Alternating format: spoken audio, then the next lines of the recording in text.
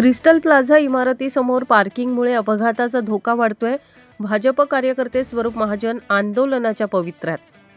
Dapoli ST स्टँडच्या अगदी समोर असलेल्या क्रिस्टल प्लाझा या इमारतीमधील दुकान गाळ्यांमध्ये जाण्यासाठी करण्यात आलेली पार्किंगची व्यवस्था आता प्रवाशांच्या आणि वाहनधारकांच्या जीवावर बेतली. ही पार्किंग थेट दापोली खेड महामार्गाला लागूनच असल्याने येथे अपघातांची मालिका सुरू आहे.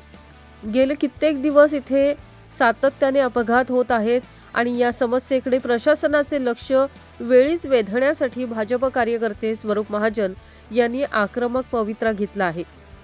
पार्किंगची व्यवस्था पुढील 4 दिवसात न सुधारल्यास येत्या 26 जानेवारी रोजी उपोषणाला बसण्याचा इशारा स्वरूप महाजन यांनी दिला आहे. माझे नाव स्वरूप नंदकुमार महाजन, भारतीय जनता पार्टीचा कामगार मोर्चाचा प्रदेश उपाध्यक्ष आहे. मी खरं तर दापोली शहरात मागील बरेच वर्ष मुंबईमध्ये आल्यासारखं फील येतो. बस स्टँड मध्ये जे ट्रॅफिक होतं हा रोजचा प्रश्न आहे. दापोली नगरपंचायत 2000 साली स्थापन झाली. एवढी वर्ष होऊन देखील मिनी महाबळेश्वर मध्ये ट्रॅफिक होतं. हे कोकणकरांना खरं लाजिरवाणी बाब आहे, कारण की या ठिकाणी अपघात होणे रोजच झालेलं आहे. या समोरच्या ज्या इमारतीला आपण बघतोय क्रिस्टल प्लाझा, साधारणतः 2012-15च्या दरम्यान ही इमारत पूर्ण झाली.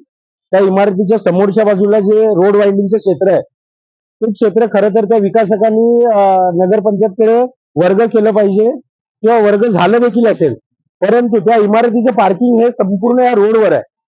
या पार्किंगमुळे आज जनतेला, या ठिकाणी येणाऱ्या प्रवाशांना आणि येणाऱ्या टुरिस्टना हा फार मोठ्या प्रमाणात त्रास होतो.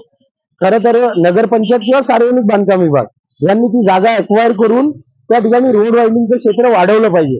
ज्या ठिकाणी चिंचोळक क्षेत्र आहे, जर प्रशासन एकीकडे रोड वाइंडिंगचं क्षेत्र मागून घेत आहे तर ते वर्ग करून का घेत नाही, हा मोठा प्रश्न आहे.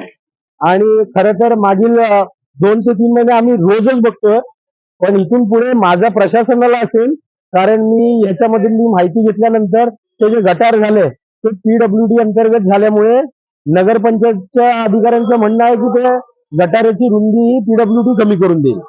परंतु नगरपंचायत असो, सार्वजनिक बांधकाम विभाग असो, हे सगळे प्रशासनाचे एक भाग आहेत.